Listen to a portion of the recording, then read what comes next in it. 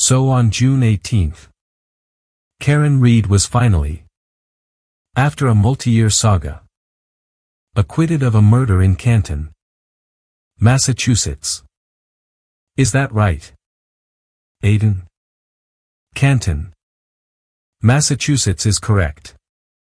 Canton, Massachusetts. And it was a case that captured international attention. Will be the subject of many documentaries. Will be the subject of movies and documentaries and books and so on. And one of the reporters, or maybe the reporter who helped bring it to national and international attention, Aidan Kearney, who is known online as Dr. Turtle Boy, is here on Breaking Points. We're very excited to be joined by Dr. Turtle Boy, Aidan Kearney. Aidan, thank you so much for joining us. Thank you for having me. Ryan, I really appreciate being here. Yeah. And so we want to talk a little bit about the case. But mostly I actually want to talk about your case. Because I think it's a fascinating, important, and overlooked case of press freedom. As a direct result of your coverage of this case, you have gone up against the same kind of system of law enforcement that you accused of.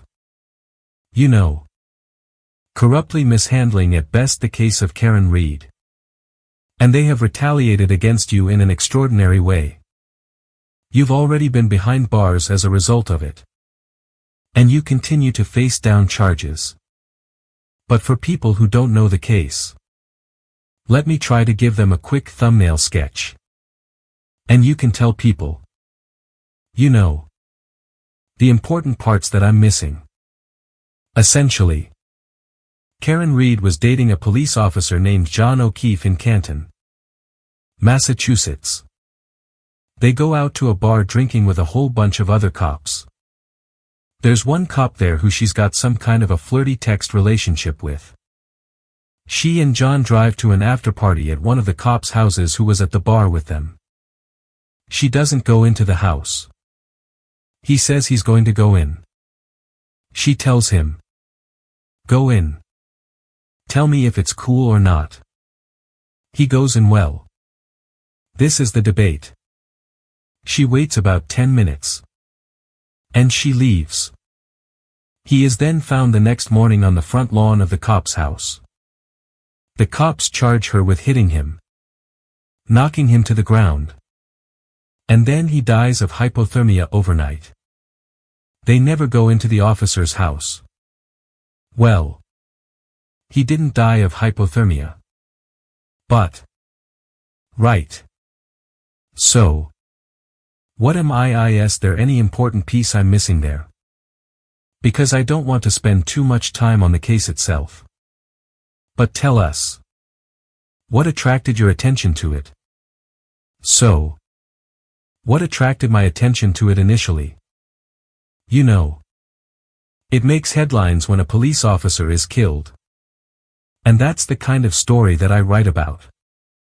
I'm conservative. Right?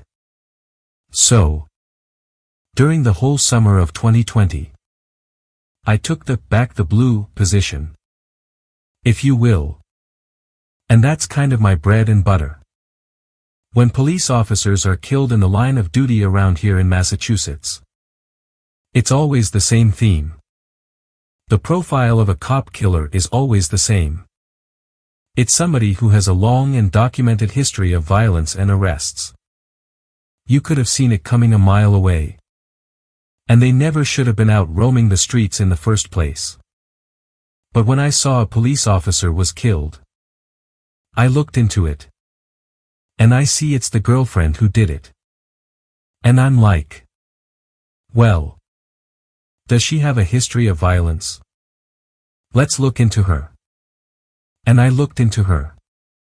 And she's some number cruncher at Fidelity, working as a financial analyst, with no history of violence whatsoever. It appeared to all be a horrible accident.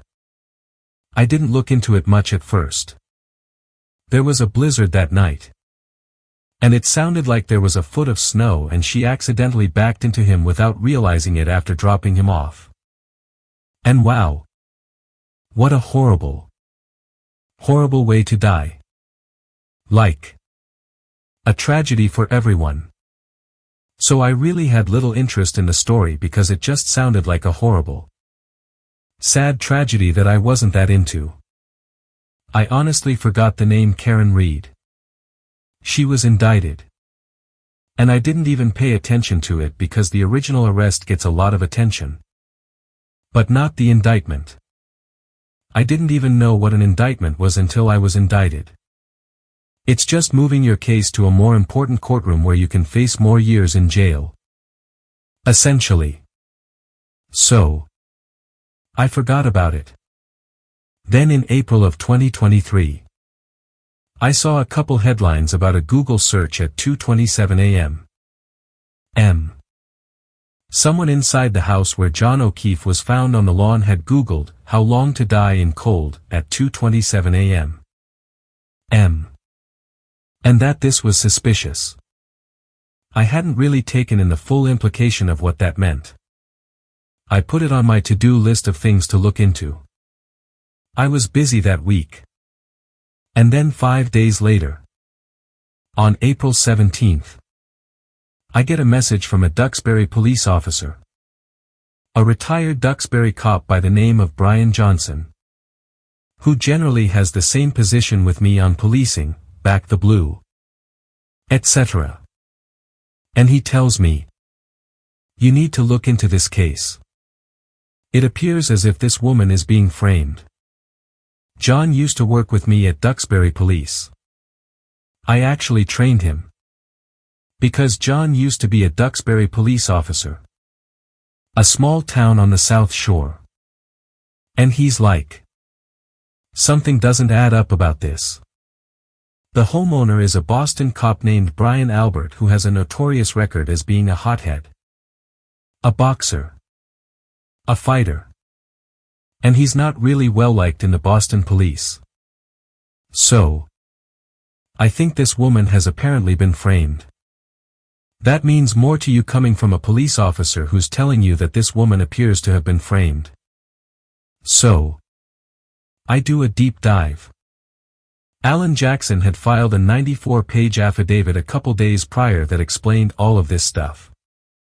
And it was like reading a movie script.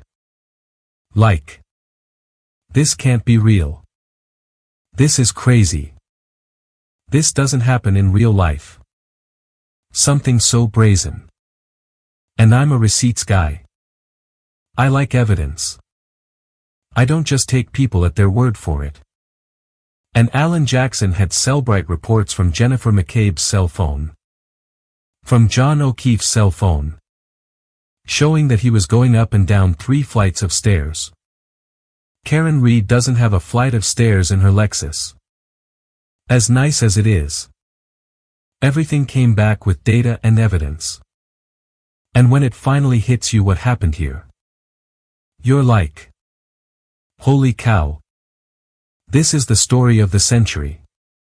So I made a post on April 17th that I was writing a story about what appears to be a Boston police officer who was killed inside the home of another Boston police officer and a girlfriend was being framed for it.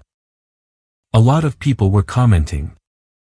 Saying like, is this the story out of Canton? Oh. I remember this. And so people were really anticipating it. I spent all night writing my story on this. I published it at like 3:30 a.m. And it kind of blew up. I did a show about it. And my audience grew greatly as a result of my first coverage of this. And I really thought that it was going to be the end of it.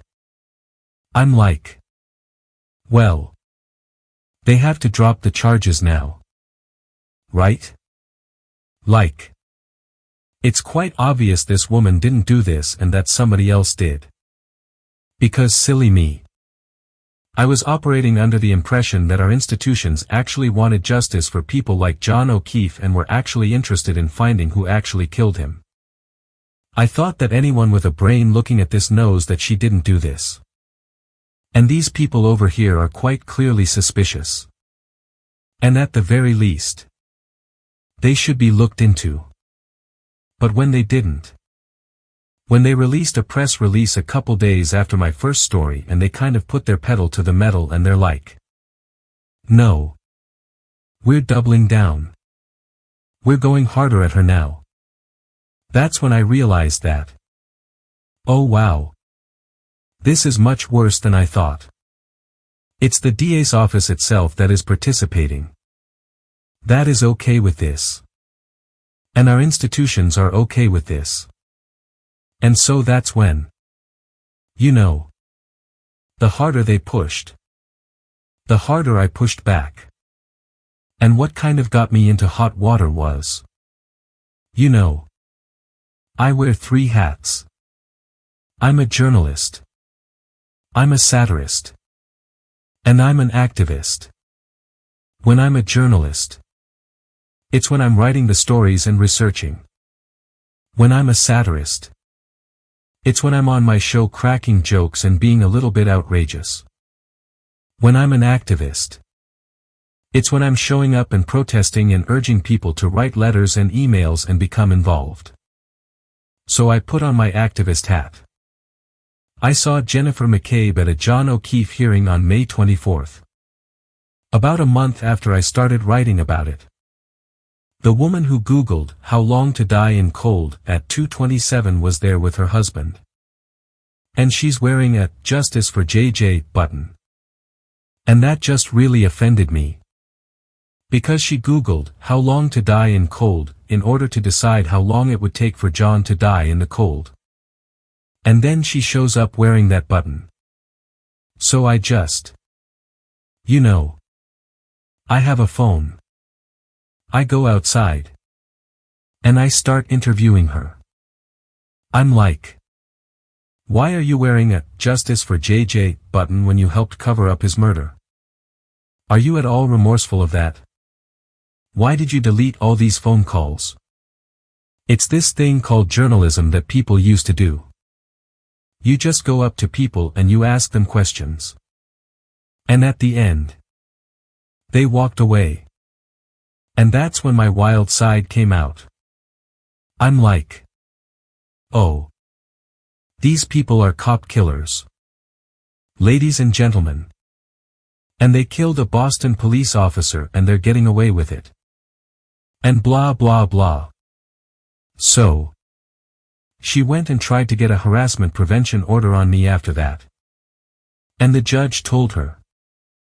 Sorry. That's protected speech. He's allowed to do that. But she told the judge. Is there anything you can do to get him to stop blogging about me? And I thought that was pretty telling about things to come. Anything you can do? She's asking the government. Can you do something to silence this person's First Amendment rights because I don't like what they're doing to me? It's making me uncomfortable. I don't like them asking questions. Etc. And the judge said. No. He has a First Amendment right to do it. So then about 2 weeks later. I knew that her daughter was at a lacrosse game in a town called Billerica. And I knew that she'd be there. I'm like. Well. This is a public event. I have a right to go there if I want to and ask her questions. And so I went there. Bought a ticket. And I went right up to her in the stands. I had my camera out. And her husband was there. And he goes. Hey. Tough guy. How you been? Oh. You're a lot smaller in person. Like. Kind of mocking me. Whatever. And so I go over to her. And I'm like. Jen. Why did you Google "How long to die in cold" at 2:27 a.m.? And she's laughing. She's smiling about this. This is all like a big joke to her. I'm like. Is this funny to you? That a Boston police officer has been killed and you're laughing about it. A scene is being caused. Security comes over from the school. And they're like, "Not here. Not now." I said, "Okay." And I leave. I called her a cop killer on the way out. And I left. And I have been indicted for felony witness intimidation for that. Because Massachusetts has a really, to say the least, broad witness intimidation statute. Every state has one. And they're necessary. Obviously. Because you can't have witnesses in cases who are afraid to testify out of fear of violence from mobs or gangsters or whoever. That's what traditional witness intimidation is supposed to be in spirit. But in Massachusetts, it's much broader. It says that you can't cause physical violence to a witness or emotional harm. Whatever that means. Which is the most subjective term ever. So, that's part 1 of the witness intimidation statute. Part 2 is you can't cause emotional harm with the intent to, or reckless disregard for the fact that it may interfere or obstruct an ongoing court proceeding. And so they get all these people to go in front of the grand jury. Jennifer McCabe and many others who I had done similar things with. And they all went in front of the grand jury and they testified that they were sad. Scared. Fearful not of physical harm. Because I've never physically threatened them. But they're just emotionally scarred from this all. So that's part 1 they've covered of the statute. Part 2 is to obstruct a criminal proceeding. And so the prosecutors would ask them these kind of leading questions at the grand jury where there's no judge. There's no defense. You just hear one side of this. And the bar for probable cause is very low. And they ask these witnesses, "Well, why do you think he's doing this?" And they would all say, like it was a script, "I think he is doing this because I am a witness in the Karen Read case and he does not want me to testify." They all said the exact same thing. And so it's just very obvious that they found this kind of statute and were like, "This is how we're going to get him. This is how we're going to shut him up." I was doing this for like 6 months. I held a protest in Canton that was actually inspired by I went to. So we called it a rolling rally. We met at a Stop and Shop in Norwood, a neighboring town of Canton where Brian Albert lived. And we went to his new house in Norwood. I announced we were coming ahead of time. So if they didn't want to be there, they didn't have to be there. And for 7 minutes, I stood outside of his residence with a megaphone and I just explained his involvement in the murder of John O'Keefe. I said, "He's the homeowner. He didn't come outside. Blah blah blah." And then we left. And nothing happened. We went to the next house. We went to Michael Proctor's house next. Then Jennifer McCabe's. Then Julie Nagel's. It was a nice Sunday afternoon. Women. Children. The elderly were there. There were no calls to the police. No disturbing the peace calls. Anything like that. It was as peaceful a protest as you get. And honestly, what made me do something like that was, you know, I had seen, I think it was the summer before, 2 summers before, when Roe v. Wade was overturned. A lot of people went outside the homes of Supreme Court justices like Justice Kavanaugh and others. And they protested. And that was controversial because it's like, you know, should they be allowed to do this? Should they not be allowed to do this? And ultimately, they were allowed to do it. And I said, well, if you're allowed to do it to a Supreme Court justice, you're certainly allowed to do it to Brian Albert. And I didn't really have any goal. I wasn't trying to get them to change their testimony or anything like that. But I just wanted to make my voice heard. Like, I just have the right. And so do others. And because I'm outraged about this, I take the position that John O'Keefe was murdered inside Brian Albert's house and that these people are framing an innocent person. And that really upsets me. So, I do the most American thing I can do. And I take to the streets and I peacefully protest. And I didn't threaten anyone. I've never hurt anyone. I haven't caused a bruise. All I've done is hurt feelings. And so, on October 11th, I dropped my kids off. My kids' bus stop is right across the street from our house. They were 6 and 8 at the time. I get them on the bus. And then I cross the street.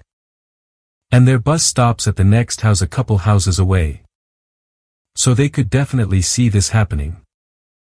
A truck pulls up as I'm trying to walk up my driveway. And a guy gets out and he's got a vest on.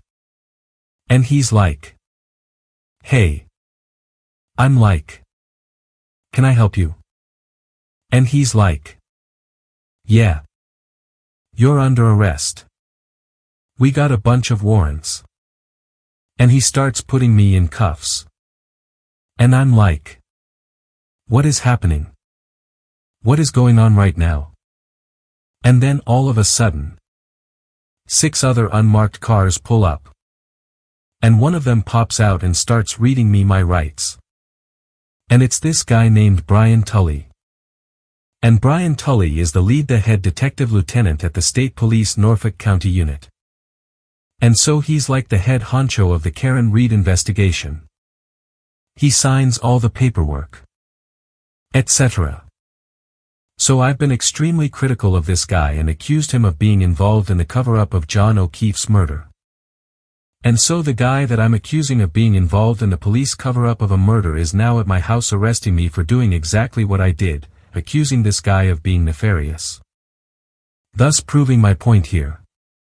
Like, the guy that's accusing them of a cover-up and having all this influence and getting people outraged about this. You're now at his house arresting him. They had a search warrant for my house. Which I thought was ironic because they didn't get a search warrant for Brian Albert's house. The house where the dead body was found out in front of. I jokingly say this. But it's absurd. I should have thrown a dead cop on my yard. They would leave me alone. Because that's like kryptonite to the Massachusetts State Police. They will just leave you alone if there's a dead cop on the yard and blame someone else. I'm glad you. Go ahead. Just real quick. Yeah. I'm glad you mentioned your conservative politics because it goes to the importance of the principle of press freedom. Our viewers will know I'm not on the right. But your viewers, if they're watching this, may not know that. But press freedom should not just apply to your political allies. And also, I think it's important to know that people need to understand that press freedom applies to everybody in the country. It is not limited just to journalists. Because think about that. If you had to limit it to journalists, then some government agency would then have to credential who's a journalist. And they would say, okay, well, you're a journalist and you're not. So, you get the First Amendment and you don't. So, for people who would say, well, he's doing satire here. Or, he's an activist because he's got a bullhorn in front of this cop's house. It actually doesn't matter. Freedom of the press applies to all people who are here in the United States. And it's not just whether you agree with someone or not. It's particularly important if you don't agree with them that you stand up for their press freedom rights. Most of the things that you talked about here are covered in this 45-minute roughly video that you have posted on your Twitter feed. Which is it Dr. Turtle Boy. What's your Twitter handle? Yeah. Dar. Turtle Boy. So people should go check that out. But I wanted to play just one little clip of it here, so people can get a flavor of the actual language that prosecutors have been using and compare that to the reality of what you were doing.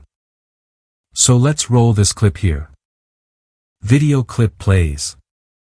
Narrator: actual video shows I was talking about returning to Canton to see a DPW worker who was giving me the runaround. Prosecutor: reading transcript, 94 returns to Canton. This is a video posted shortly after Kearney visited homes of witnesses. This is not my last trip to Canton. I will be back. I'll be back. Get used to this. These people think. Pardon me. These people think I'm __ around. You haven't seen the last of me. Get used to it. Get used to what 191. Aiden, in video they combined sentences from two different clips. I will be back was encouraging people not to be afraid of the McAlberts. This is not my last trip to Canton. I will be back. And more and more. I think people are getting. Like a year or so ago. People didn't want to cooperate with the Karen Reed defense team because they're like, yeah. It's easier to keep my head down and whatever and keep a low profile. But now. You know. Now they're like. __ it. You know. We've made people realize like. You have nothing to be afraid of. The big bad monster is not going to bite you. We neutered their ass. They can't do anything. They're not so tough anymore. Are they? Prosecutor, reading transcript, this is not my last trip to Canton. I will be back. I'll be back to get used to this. These people think. Pardon me. These people think I'm __ around. You haven't seen the last of me. Get used to it. Get used to it. 119. Aiden, in video, these people think I'm __ around. You haven't seen the last of me. Get used to it. But the Commonwealth makes it seem like I'm talking about harassing the McAlberts. Which obviously sounds bad. But this was intentionally deceptive. I was actually referring to a DPW employee who was giving me the runaround. And I said that I will be back to get information on who plowed Fairview Road the night that John O'Keefe was killed. I can leave the message. Yep. I can leave the message and I'll get it to him. He's off the field right now. Aiden, in video watch this. She goes. How do I spell the last name? Sir. She had already written out my first name and spelled it correctly. She knows who I am. She didn't have to ask my first name. She didn't even have to ask what my last name was. She just asked how to spell it. She had already spelled my name. So. She knows who I am at this point. People are messaging me now and they're saying that she is a friend. She lives in Tim Albert's neighborhood and she is best friends with the Weeks girls. That is McCabe's sisters. So. This is what we're dealing with here. This is the home cooking. So. I'll be back. MS. Boy. I'll be back. You haven't seen the last of me because he never called. Walsh. She never called me today. If you think you're going to get rid of me that easily, you're badly mistaken. I will literally sit there all day. All day. I'll make a day of it. I'll just sit there all freaking day because he's got to come back sometime. I'll be like, I have unfinished business. We didn't see Michael Morrissey today. I'll be back. Like. Get used to this. These people think I'm _ around. Like I'm Mr. Internet guy.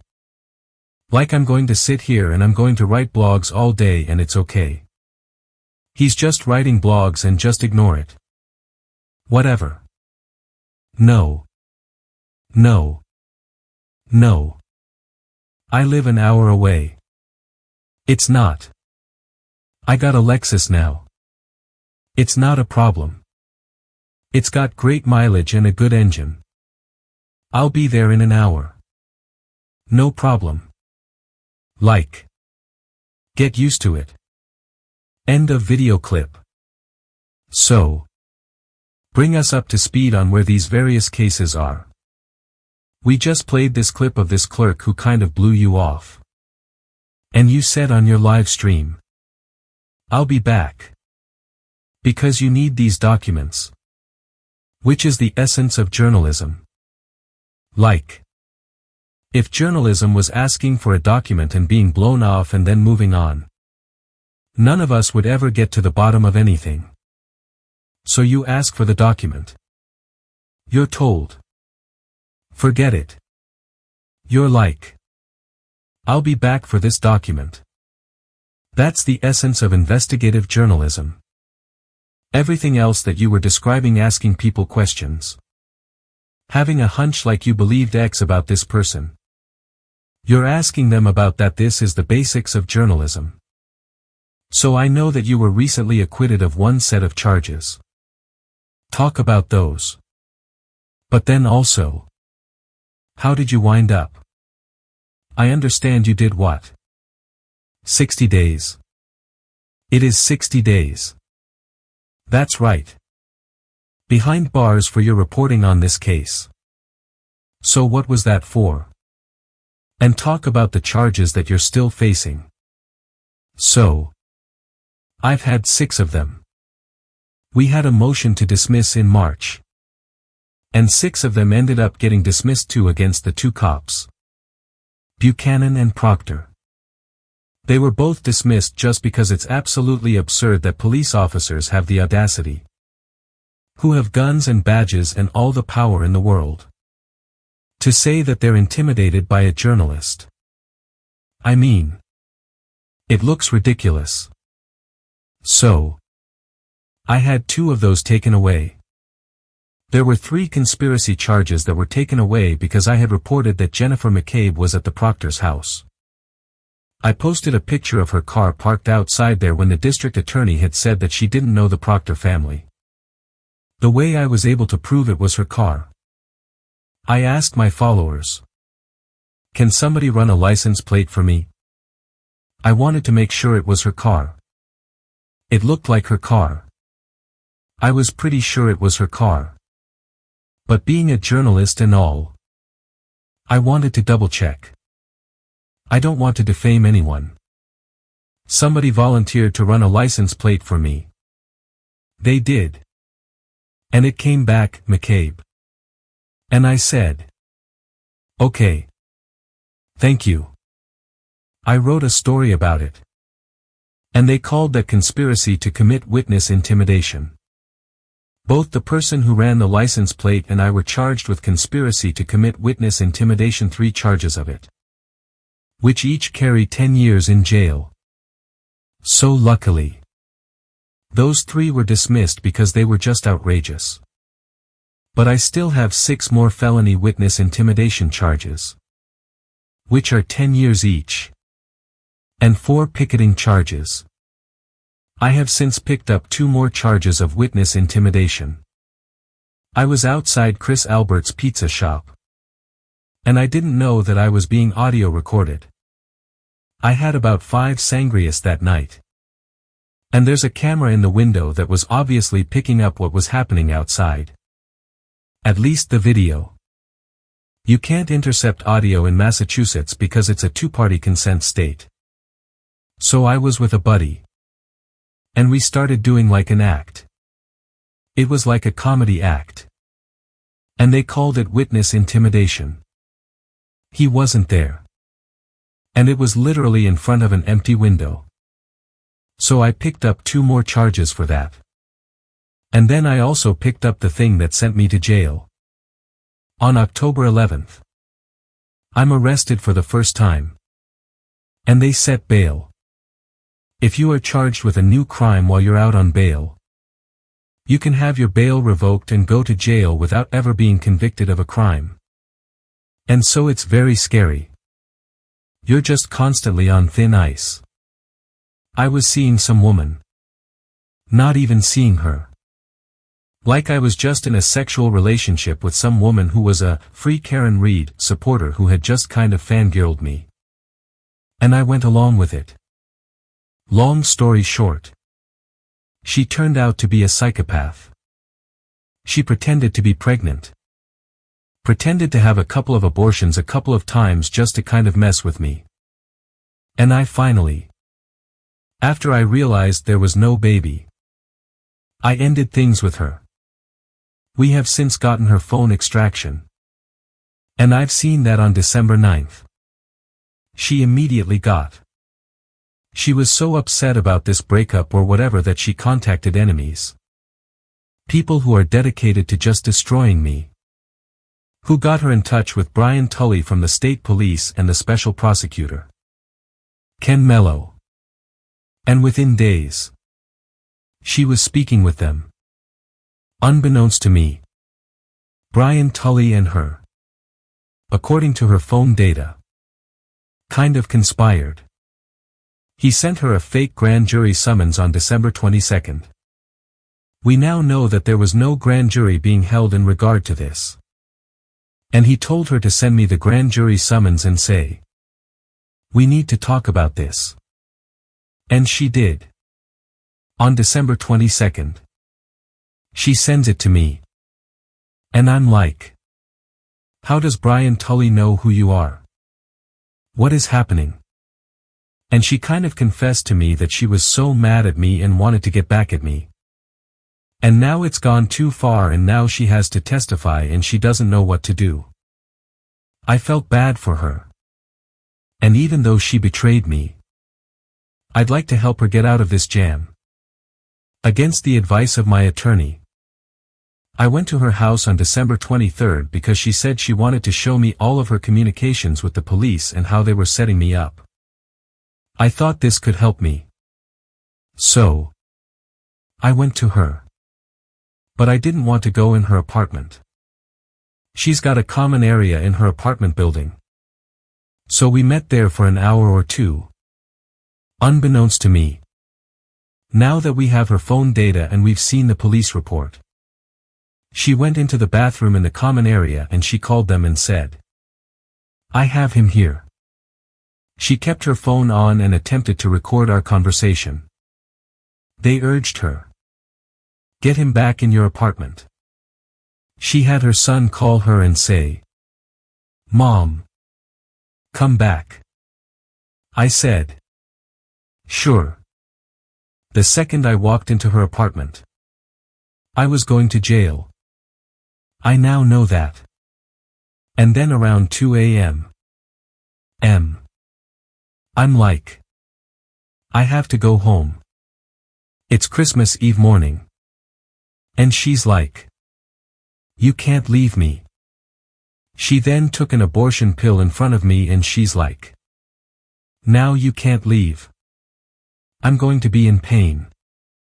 I said, "You're not pregnant. Stop it." She was just using it as a way to keep me there. Then she woke up her 4 kids who are 2, 3, 5, and 12 at 3 o'clock in the morning and starts taking their jackets out of the closet and said, "If you leave, I'm taking my kids and I'm driving to your house an hour away and I'm going to bleed out in your driveway." The 5-year-old comes out. And he looked horrified. I'm now taping this. I tell her, I'm taping this for my own safety because this is getting out of control. And I said, "Okay. I will put the boy back to bed. Please. I'm going to sit here and wait for her to fall asleep." So, she falls asleep at 5 a.m. I leave. I'm so tired that I fall asleep behind the wheel of my car on the way home. And I crash on the highway. I'm woken up after crashing into a guardrail. Luckily, I'm able to make it home on Christmas Eve. I go to my sister's house. And then I get a call from the Holden police. And they say, "We just visited your house. We have something for you." Unbeknownst to me, I'm tipped off an hour later by a Holden firefighter who says, "Don't go home. The police just came to your house with a warrant for your arrest." I said, "What for?" And they said, "An assault and battery in Medfield." And I'm like, "Oh my God." She said that I hit her. And you know, that's an automatic arrest in Massachusetts whenever there's domestic violence. As it turns out, she has done this to 4 other men, including her father. She had her father arrested for assault and battery. This is what she does. So, I'm a fugitive on Christmas. And I make plans with my attorney on December 26th, which is my birthday, to go to the courthouse quietly. Get in and get out. We go to the courthouse at 9 a.m. On December 26th. Brian Tully is standing on the stairs with the Medfield police, waiting to arrest me. So, my lawyer says, "Go turn yourself into Medfield PD." I do. A big hubbub. Media comes down there. And I am just praying, "Please don't let my bail get revoked." We play the tape that I recorded of her. But there's no context to it. And quite frankly, it sounds like a woman in distress. At least that's how the judge must have taken it. He revokes my bail for 90 days. We later get that reduced to 60 because it turns out he's not allowed to do that. And I am shell-shocked. I'm literally in shock because here I am going to jail with no warning. I'm a former high school teacher. I don't go to jail. And because I'm kind of a high-profile person around here, they don't put me in general population. Which is actually much worse because you're in isolation the whole time. There's no one to pass the time with. No one to play chess with. I'm just in shock. And I'm sad. And I'm depressed. I do the 60 days. I develop a routine that kind of helps me get through it mentally. Physically. In isolation the whole time. The whole time. We actually had my lawyer have meetings with the jail guards. I said, "I'd rather get the __ kicked out of me. Like if I get beat up. I get beat up. I'd rather do that than sit here all day. This is torture." Yeah. The UN defines it as torture. Yeah. And like, I'm sitting in the medical unit, which is where they send people who are having freakouts. You know, there's a lot of people in jail who should be in mental institutions. And they all send them to the medical unit. And they're yelling and screaming all night and you can't sleep. It was literal hell. So I got out of there on February 23rd. 3 days later. Karen Read has a hearing. Right? And I go to that hearing because I never miss a Karen Read hearing. And it's my job. And I'm back. And who shows up to the hearing with Jennifer McCabe and Chris Albert but Lindsay Gattani? The person that sent me to jail in the first place and lied. They have since befriended this woman while I was in jail. And they know she has a restraining order on me because of the arrest. And they bring her like a toy. I am forced to leave the courtroom. Which I do. Because I can't be within 100 yards of her. I leave.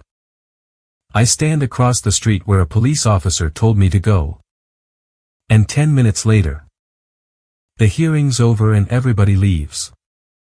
I didn't see her. She didn't see me. A few hours later, she calls the police and says I was within 100 yards of her and was yelling, "Liar! Liar," at me. Which is completely untrue. And there's video to prove this. So I am charged once again. 3 days after getting out of jail. With the misdemeanor of violating a restraining order. I had also been indicted since then with witness intimidation against her and wiretapping her for recording our conversation. Which she said I didn't give her permission to do. Just like that. I'm facing another 120 days in jail. Luckily, the judge kind of saw through this one and didn't revoke my bail this time. But it was still very scary. And that's what I had the trial for a couple of weeks ago. Was violating the restraining order against her. And I was acquitted. Right. What about the original charges of assault and battery? They dropped that the day I got out of jail. So they made it obvious that they had no intention whatsoever of pursuing this. They didn't believe her and they were just using this as a way to have your bail revoked. I didn't know anything about bail revocation. I'm not a criminal. This is all very new territory to me. And one thing I've learned about this is that there are a lot of people in jail on temporary 90-day stints for bail revocations for crimes that they have never been convicted of and probably will never get convicted of. It's a loophole. Well, yeah. Some of them.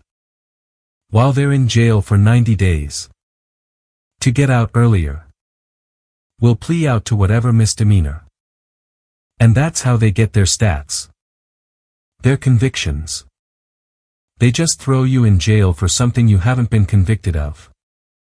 And you want to get out. So you just say, whatever. Okay. I'll take a plea. And that's what they do. I think bail revocation in general seems unconstitutional.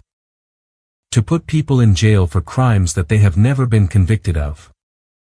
Because you don't get that time back. Right.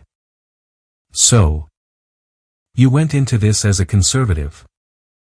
Back the blue guy who'd been publicly oppositional to Black Lives Matter. I'm just curious. Have you rethought some of your politics along the way? Or do you have a different understanding of policing and law enforcement than you did when you went into this? Yeah. I certainly view police as just like any other line of work, potentially flawed. People are people. I'm sure there are great cops. But I'm sure there are bad cops. I was a teacher. There are a lot of great teachers. And then there are some teachers who mess around with students. Every profession has their bad apples. But yeah. I mean. It certainly changed my opinions on the accused. I was this person who, like many, just viewed the person sitting in the defendant's chair as someone who must have done something. Because how else did they get there? But now I know. With Karen Reed and myself. That actually anyone can be there. Being indicted or charged with a crime does not mean you're guilty of a crime. That is one big thing I've taken out of this. I always now will give the defendant the presumption of innocence in any crime. And it is up to the state to prove, beyond a reasonable doubt, that this person did that. I don't know if that's a political thing. Because I do think that it kind of cuts across. There are people on the right and the left that agree with me on this issue. And there's also people on the left that won't get on board with me with this. And people on the right who won't. For instance. Like people like Glenn Greenwald and Tucker Carlson. One is liberal and the other is conservative. But I find them interesting because they both are very big advocates for free speech and being able to say what you want and are against the weaponization of the government in order to punish people who have spoken out. So, what's next for you? I saw some news that you're involved with a movie that's going to be produced. Can you talk a little bit about that? And also, what does your lawyer say about the likelihood of these charges sticking and going forward? Yeah. So, with the charges I have, like I said, I'm still facing 105 years in jail. We're going to try to knock out the Lindsay witness intimidation ones. We're going to file a motion to dismiss. I think we can win that one. Same with the window intimidation one. So, hopefully, I'm looking at 6 charges still of felony witness intimidation. At that point, a number of things can happen. Worst case scenario is we bring it to trial. And that's a very scary prospect because you're putting your faith in the hands of 12 strangers or a judge if you go bench trial. I'm kind of hoping that cooler heads will prevail in all this. And now that Karen Read has been acquitted, that they'll take a step back and say, why don't we just end this Karen Read saga? This has been embarrassing for us. We lost. He was kind of vindicated with the acquittal. And if Karen Read didn't do it, someone else did. And he's accusing these people of doing it. Apparently, 12 jurors believe that they did it. So maybe it's best to take a step back. There's also a DA election coming up in 2026. And the people who are looking at the primary because it's a very liberal county.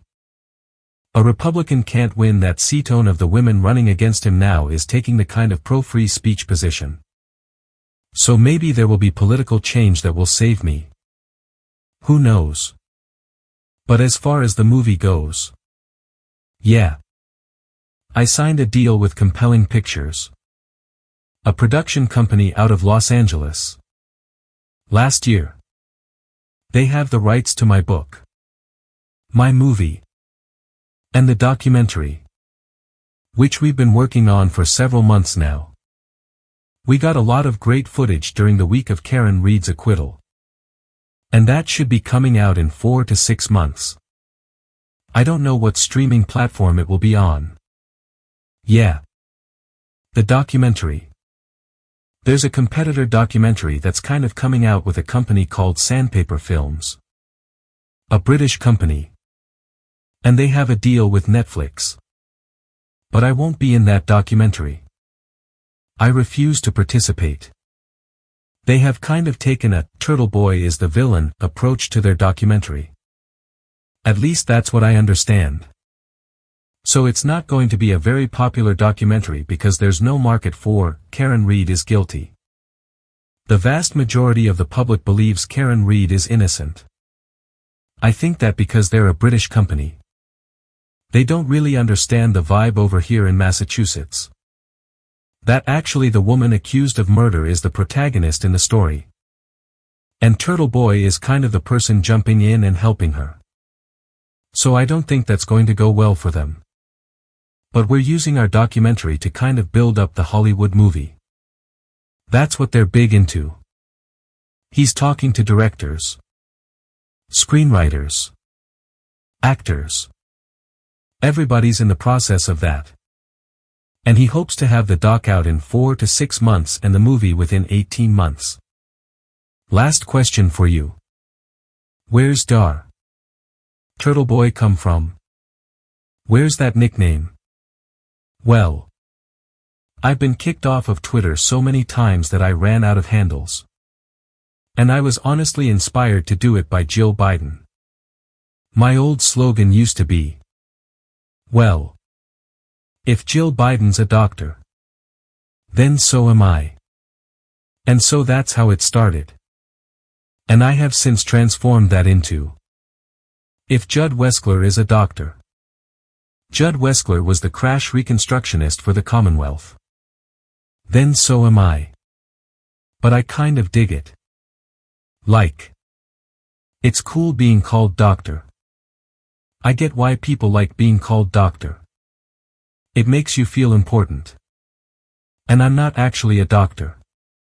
Like. If you're dying. Don't call me.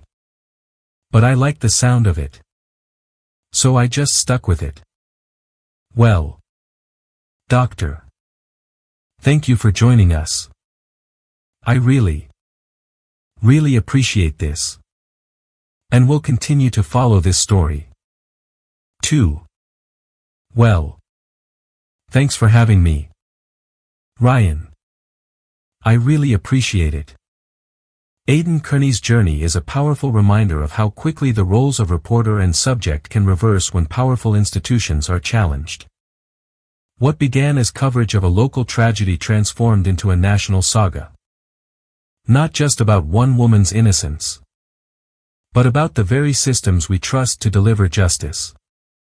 His story, marked by arrests, isolation, and a relentless legal assault, stands as a testament to the enduring power of a free press and the courage it takes to hold that power accountable. In the end, the truth prevailed. Not just for Karen Read, but for the principle that a single, determined voice can illuminate the darkest corners and inspire a movement.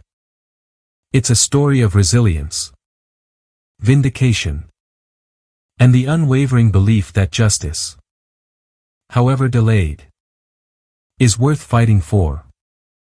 If stories like this matter to you and you believe in the importance of independent journalism that holds power to account, please take a moment to subscribe to our channel. Hit that like button. Leave a comment with your thoughts. And turn on notifications so you never miss a conversation that challenges the status quo. Thank you for watching and for supporting our work.